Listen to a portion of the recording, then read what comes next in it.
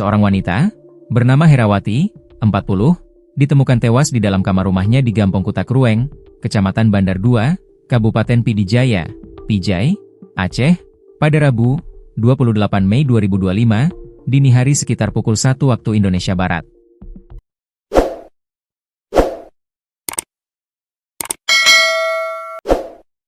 Herawati meninggal dunia diduga akibat dibunuh oleh suaminya, Supardi, 53, dengan cara dicekik hingga kehilangan napas. Supardi merupakan suami kedua korban. Suami pertama korban adalah seorang personel TNI yang diketahui telah meninggal beberapa tahun lalu. Setelah Herawati diketahui meninggal, sang suami pun melarikan diri atau kabur hingga kini diburu polisi.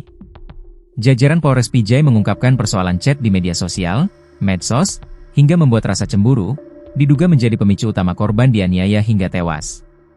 Pelaku dan korban diketahui sempat cekcok sebelum kejadian. Berdasarkan informasi yang dihimpun, Herawati yang merupakan ibu 4 orang anak itu menikah dengan Supardi pada 2022 lalu. Tetapi, sejak Maret 2025 lalu, hubungan keduanya diketahui sering diwarnai konflik rumah tangga, yang menurut keluarga dipicu oleh hal-hal sepele. Chat pada gadget menjadi biang kerok cemburu yang kerap tayang di medsos kerap menjadi perang mulut atau cekcok pasangan suami istri, Pasutri, kata Kapolsek Bandar 2, Ibda Taufikur Rahman kepada serambinews.com, Kamis, 29 Mei 2025. Setelah Herawati diketahui meninggal, sang suami pun melarikan diri dan hingga kini diburu polisi. Kasat Reskrim Polres Pijai, Ibtu Fauzi Atmaja, menjelaskan, dari keterangan awal para saksi, peristiwa ini bermula dari pertengkaran antara korban dengan suaminya di dalam kamar. Kemudian anak korban yang berusia 17 tahun serta seorang saksi yang berusia 42 tahun mendobrak pintu kamar setelah mendengar teriakan dan tidak mendapatkan respons dari dalam.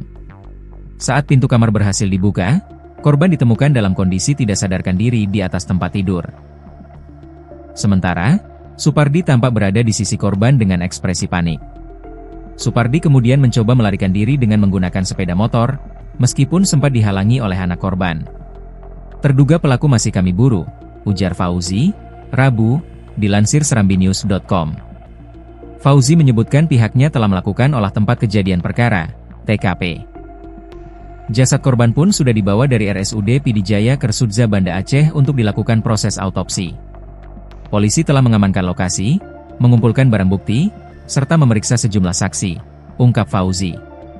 Saat ini, upaya pengejaran terhadap terduga pelaku sedang berlangsung, imbuhnya.